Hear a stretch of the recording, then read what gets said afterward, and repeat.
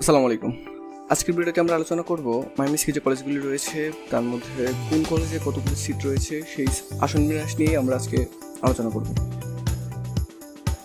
শুরুতে আমরা যদি দেখি যে সৈয়দ নজরুল ইসলাম কলেজ, যেটি ময়মনসিংহে একদম প্রপারে অবস্থিত, এই কলেজটিতে মোট কতগুলো সিট রয়েছে আমরা যদি দেখি যে এখানে সায়েন্সের ক্ষেত্রে মোট 662টি সিট রয়েছে। 662টি সিট রয়েছে। তারপর রয়েছে কমার্সের জন্য রয়েছে 375টি এবং মানবিকের জন্য রয়েছে 430টি। এখানে একটা ব্যাপার রয়েছে, আপনার এটা কিন্তু একটা কম্বাইন্ড কলেজ, তো সেক্ষেত্রে আপনাকে যতগুলো সিট রয়েছে সেটাকে সমানভাবে ভাগ করতে হবে। সমপরিমাণ ছেলে এবং সমপরিমাণ মেয়ে কিন্তু এখানে নেবে। আরেকটা বিষয় হচ্ছে, এখানে কোটা যেহেতু রয়েছে তার জন্য অবশ্যই আনুমানিক 10 থেকে 15টা সিট কিন্তু আপনাকে বাদ দিতে হবে, বাদ দিয়ে তারপর চিন্তা করতে হবে। এই কলেজটি সম্পর্কে যদি বলতে চাই, কলেজটি হচ্ছে এমন একটি কলেজ ময়মনসিংহের, আপনার দেখবেন যে অন্যান্য যে কলেজগুলো রয়েছে, যেমন সেরা যে কলেজগুলো রয়েছে আনন্দমোহন, মুনুরনেসা, এই কলেজগুলিতে আপনার নিয়মিত কিন্তু ক্লাস হওয়ার সুযোগ থাকে না, যার জন্য আপনাকে নিজেই আপনার প্রিপারেশন কিন্তু সম্পন্ন করতে হবে। কলেজ কিন্তু আপনাকে তেমন একটা কিছু দিবে বলে প্রত্যাশা রাখা যায় না, কিন্তু সৈয়দ নজরুল ইসলাম কলেজের ক্ষেত্রে আপনাকে কলেজ থেকে একটা ভালো পরিমাণ সাপোর্ট কিন্তু আপনি পাবেন, যেটা আপনার জন্য অবশ্যই কাজের। বিশেষ করে সায়েন্সের যারা রয়েছেন তারা তো সাধারণত প্রাইভেট পড়েই চিন্তা করে যে এইচএসসিটা কমপ্লিট করার জন্য, অন্যান্য কলেজে যারা আছে। কিন্তু সৈয়দ নজরুলের ক্ষেত্রে সৈয়দ নজরুল কলেজ আপনাকে সম্পূর্ণ গাইডলাইন দিয়ে তারা তাদের মতো করে প্রিপারেশান নিয়ে আপনাকে দিতে পারবে। এটা একটা পজিটিভ সাইন আপনার জন্য, কারণ আপনি যেহেতু প্রাইভেট পড়তেছেন তার পাশাপাশি যদি কলেজ থেকে একটা ভালো ফিডব্যাক পাওয়া যায় সেটা অবশ্যই আপনার জন্য লাভজনক। পাশাপাশি যদি বলি যে সৈয়দ নজরুল ইসলাম কলেজের যে টিচারদের যে একটা কমিউনিটি রয়েছে সেটা কিন্তু খুবই স্ট্রং। অন্যান্য কলেজে যেরকম টিচারদের সাপোর্টটা তেমন একটা পাওয়া যায় না, কিন্তু সৈয়দ নজরুল ইসলামের ক্ষেত্রে আপনি তাদের টিচারদের সাথে ভালো একটা কমিউনিকেশন রাখতে পারবেন। এটা একটা ভালো ব্যাপার, আপনি একটা গাইডলাইনে থাকতে পারবেন। অনেকটা সামথিং লাইক ক্যাডেট কলেজ যেরকম হয় এরকম একটা ফিল পাবেন সত্যি কথা বলতে। আর আরেকটা ব্যাপার হচ্ছে যে আপনার যারা কমার্স অথবা মানবিকে রয়েছে তাদের ক্ষেত্রে বলবো যে অন্যান্য কলেজ থেকে এই কলেজটা প্রেফার করবেন আপনারা অবশ্যই, কারণ মানবিকের ক্ষেত্রে বিশেষ করে আমার মনে হয় যে পুরো বাংলাদেশের যে কলেজগুলো রয়েছে তার মাঝে সৈয়দ নজরুল ইসলাম কলেজের মানবিকের যে ডিপার্টমেন্টটা রয়েছে সেটি অত্যন্ত স্ট্রং এবং খুবই সুপরিকল্পিত। আপনি যারা মানবিকে পড়ে তাদের তো একটা প্রিপারেশান থাকে পরবর্তীতে ভার্সিটির জন্য, এই ভার্সিটির যে পড়ালেখাটা সেটা কলেজ থেকে আপনাকে শুরু করিয়ে দেয়, যার জন্য আপনি একটা আলাদা একটা স্পেশাল প্রিপারেশান আপনার থেকে যায় অলরেডি। পরবর্তীতে যখন আপনি অ্যাডমিশনে যাবেন 3 মাসের জন্য পড়ালেখা করবেন, সেখানে দেখবেন যে আপনি অনেকটা এগিয়ে রয়েছেন অন্যান্য কলেজ থেকে। সেক্ষেত্রে আপনি সৈয়দ নজরুল ইসলাম কলেজকে আপনি প্রেফার করতে পারেন যদি আপনি মানবিকের হয়ে থাকেন। মানবিক না, ওভারঅল সব শাখার জন্যই এই কলেজটা অবশ্যই প্রায়োরিটি লিস্টে সবার আগে থাকবে। আমার ক্ষেত্রে আগে থাকবে, আমার ব্যক্তিগত ডিসিশন এটা। এখন আপনারা যেটা ভালো বোঝেন সেটাই করতে পারেন আর কি। আমার লিস্টে দ্বিতীয় যে কলেজটি রয়েছে সেটি হচ্ছে মুনুরনেসা সরকারি কলেজ। এটিকে দ্বিতীয় রাখার কারণ হচ্ছে এটি হচ্ছে শুধুমাত্র মেয়েদের জন্য কলেজ। যদি আপনি একজন মেয়ে হয়ে থাকেন সেক্ষেত্রে আপনাকে আমি অবশ্যই বলবো আরেকটু চিন্তা ভাবনা করে আপনি সৈয়দ নজরুল আর এই মুনুরনেসা কলেজ এটা থেকে একটি সিলেক্ট করবেন, কারণ এটা মাথায় রাখতে হবে এখানে যে কটি সিট রয়েছে সেটা কিন্তু সম্পূর্ণই মেয়েদের জন্য। তো এখানে চান্স পাওয়ার, যদি ভালো রেজাল্ট হয়ে থাকে আর কি, তাহলে চান্স পাওয়ার জন্য সুযোগটা একটু বেশিই থাকে। 2023 সালে যদি চিন্তা করি, আপনার এখানে 512টি সিট রয়েছে সায়েন্সের জন্য, 460টি সিট রয়েছে মানবিকের জন্য। সায়েন্সের ক্ষেত্রে এবারের যে রেজাল্ট হয়েছে ওই অনুযায়ী মনে হয় 1200-র নিচে টানার সম্ভাবনা খুবই কম রয়েছে।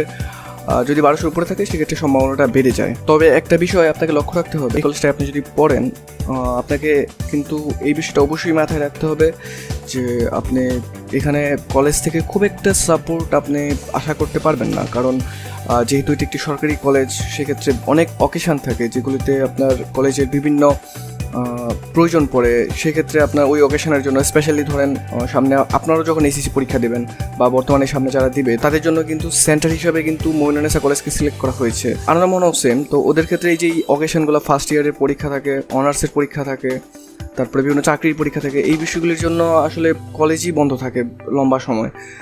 পাশাপাশি আপনার নিয়মিত যে একটা ক্লাস হচ্ছে সেটাও না, ক্লাস হচ্ছে তবে ওই অন্যান্য college specially Syed Nazrul Islam college যেভাবে আপনাকে নিয়মিত ক্লাস করে একটা জোরালো চাপ আপনার উপরে সৃষ্টি করবে, এই চাপটা কিন্তু ওরা দিবে না।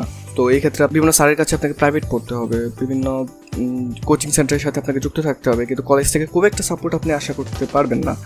আর মানবিকের ক্ষেত্রে যেটা বলবো, যে মানবিকের ক্ষেত্রে মোমিনুন্নেছায় আসলে যেহেতু ক্লাসে খুব একটা সাপোর্ট পাবেন না, তার জন্য আপনাকে নিজেকেই প্রস্তুত করতে হবে, নিজেকে বাসায় পড়তে হবে। আর মানবিকের সাবজেক্ট তো আর প্রাইভেট পড়ার কোনো সুযোগ থাকে না, তার জন্য আপনাকে নিজেকেই বাসায় প্রস্তুতি নিতে হবে। এটা আপনাকে মাথায় রেখে তারপর কিন্তু কলেজে আবেদন করতে পারবেন। আমার 3 নম্বরে যে কলেজটি রয়েছে সেটি হচ্ছে ময়মনসিংহ আনন্দমোহন কলেজ। এটি একটি সরকারি কলেজ, মোমিনুন্নেছার মতোই, কিন্তু এখানে আপনার কম্বাইন্ড কলেজ, তো এখানে ছেলে মেয়ে দুজনেই ভর্তি হতে পারবে। এখানে আপনি যদি দেখেন যে সায়েন্সের ক্ষেত্রে 436টা সিট রয়েছে, এটাকে আপনাকে অবশ্যই ভাগ করতে হবে 2 দিয়ে, কারণ এখানে সমপরিমাণ স্টুডেন্ট কিন্তু ছেলে মেয়ে নিয়ে থাকে। মানবিকের ক্ষেত্রে 295টা সিট রয়েছে, আর কমার্সের ক্ষেত্রে রয়েছে 250টি সিট। এখানে কিন্তু সমপরিমাণ সিট আপনাকে ভাগ করে দিতে হবে, এটা যেটা বললাম আর কি। আর আরেকটা বিষয় হচ্ছে প্রত্যেকটা কলেজে কিন্তু আলাদা একটা কোটা রয়েছে, মুক্তিযোদ্ধা কোটা বা অন্যান্য প্রতিবন্ধী কোটা, কিছু কোটা রয়েছে। এই কোটাগুলির জন্য কিন্তু আপনাকে 10 থেকে 15টা সিট আপনাকে আলাদা বাদ দিয়ে তারপর চিন্তা করতে হবে, এটা কিন্তু মাথায় রাখবেন। আর এই কলেজের ক্ষেত্রে যদি আমি বলি, আনন্দমোহন কলেজ আসলে মোমিনুন্নেছার ক্ষেত্রে যেটা বললাম যে অনেকটাই কিন্তু সেম। এখানে বিভিন্ন অকেশন থাকে, যার কারণে আপনার ক্লাস নিয়মিত হয়ে ওঠে না, আর ক্লাস হলেও সেটা খুব একটা ফলপ্রসূ হয় না। এই জন্য আপনাকে আলাদাভাবে প্রাইভেট পড়তে হবে যদি সায়েন্সের হয়ে থাকেন। তো আপনি যদি নিজের প্রিপারেশন নেওয়ার জন্য মনে হয় যে হ্যাঁ আমি নিতে পারবো, তাহলে আপনি এই কলেজে ভর্তি হতে পারেন। কমার্স ক্ষেত্রেও সেম বিষয়, মানবিকের ক্ষেত্রেও তো যেটা বললাম আর কি, যে আপনাকে বাসায় নিজে প্রিপারেশন নিতে হবে। হয়তো অর্থনীতি যে সাবজেক্টটা রয়েছে যদি নিয়ে থাকেন বা নেন, তাহলে আপনি এই সাবজেক্টে প্রাইভেট পড়তে পারেন, কিন্তু বাকি যে সাবজেক্টগুলো রয়েছে যেমন ইতিহাস, পৌরনীতি, সমাজবিজ্ঞান, মানে যে সাবজেক্টগুলো রয়েছে এই সাবজেক্টগুলো কিন্তু আপনাকে নিজে থেকেই পড়তে হবে। কোনো প্রাইভেট টিচার খুব একটা মানবিকের জন্য প্রয়োজনও পড়ে না, আর তেমন একটা নিয়েও বলতে গেলে। তো এইগুলো মাথায় রেখে আপনাকে এখানে আবেদন করতে হবে। আর এখানে আবেদনের ক্ষেত্রে আপনাকে অবশ্যই 1200 মার্ক তো অবশ্যই লাগবে, এটাই সত্যি। এই বছরে যে রেজাল্টটা হয়েছে সেক্ষেত্রে আপনাকে 1200 মার্ক অবশ্যই লাগবে। আমি ভাবছি লাগে, হয়তো কমও লাগতে পারে, আবার বেশি লাগতে পারে, তবে এটা একটা স্ট্যান্ডার্ড মান। 1200-র উপরে থাকলে আপনি একটা ভরসা পেতে পারেন আর কি, এই হচ্ছে বিষয়। আমি সায়েন্সের ক্ষেত্রে বললাম আর কি, অন্যান্য বিষয়ের ক্ষেত্রে তো কিছুটা আরও কম প্রয়োজন পড়ে।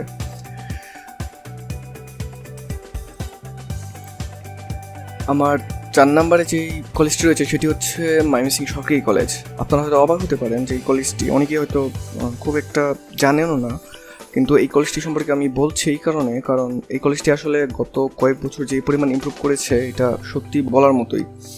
আর আরেকটা ব্যাপার হচ্ছে, প্রথম যে 3টি কলেজ বললাম, এর পরবর্তীতে যদি কোনো একটা কলেজ চিন্তা করেন, সেক্ষেত্রে আপনাকে কিছু বিষয় মাথায় রাখতে হবে। যেহেতু আপনি আপার লেভেলের, আমি প্রথম থেকে অবশ্যই আপার লেভেল বলবো, আপার লেভেলের 3টা কলেজ যেহেতু আপনি পাননি, তো সেক্ষেত্রে পরবর্তীতে সেকেন্ড ক্যাটাগরির যে কলেজগুলো আছে সেগুলোর ক্ষেত্রে আমি এই কলেজটিকে অনেকটা এগিয়ে রাখবো। যদি নিয়মিত ক্লাস করেন তাহলে আপনি একটা পজিটিভ সাইন পাবেন, যেটা আনন্দমোহন মোমিনুন্নেছায় খুব একটা হয় না।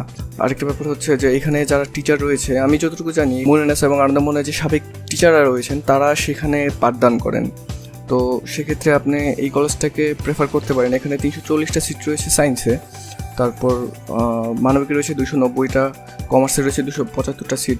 এটাও কিন্তু কম্বাইন্ড একটা কলেজ, তো এখানে আপনার সমানভাবে ভাগ করতে হবে। আর এখানে ওই কলেজ, প্রথম 3টি কলেজের পরে এখানে আসলে আপনি তুলনামূলক মার্ক কমেও আপনি পেয়ে যাবেন, যদি আল্লাহ সহায় করে হয়তো কিছুটা কমই আপনি পেয়ে যাবেন। সেটা হতে পারে যে 1250 বা তারও কম হতে পারে। সেই ক্ষেত্রেও আপনি সায়েন্সের ক্ষেত্রে এখানে চান্স পেয়ে যেতে পারেন।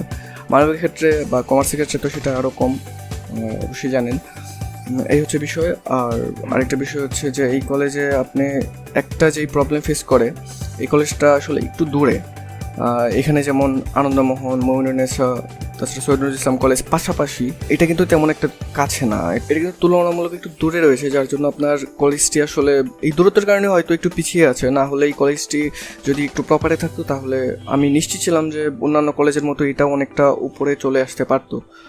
সর্বশেষ 5 নম্বরে আমি যে কলেজটি রাখবো সেটি হচ্ছে আলমগীর মনসুর মেমোরিয়াল কলেজ, এটাকে বলা হয় মিন্টু কলেজ। এই কলেজটিকে আমি অবশ্যই অন্যান্য কলেজ থেকে যেই কলেজগুলো 4টা কলেজের পরে আমি এই কলেজটিকে অবশ্যই এগিয়ে রাখবো, কারণ এই কলেজটি আগে তেমন একটা নাম ডাক ছিল না, তবে এখন বর্তমানে যে টিচাররা রয়েছে তাদের বদৌলতে বর্তমানে এই কলেজটি কিন্তু আসলে অনেক ইমপ্রুভ করছে। এখানকার অনেক ভালো টিচার রয়েছে যারা সায়েন্সের স্টুডেন্টদেরকে নিয়মিত পড়াচ্ছেন, অনেক ভালো ফিডব্যাকও পাচ্ছে তারা।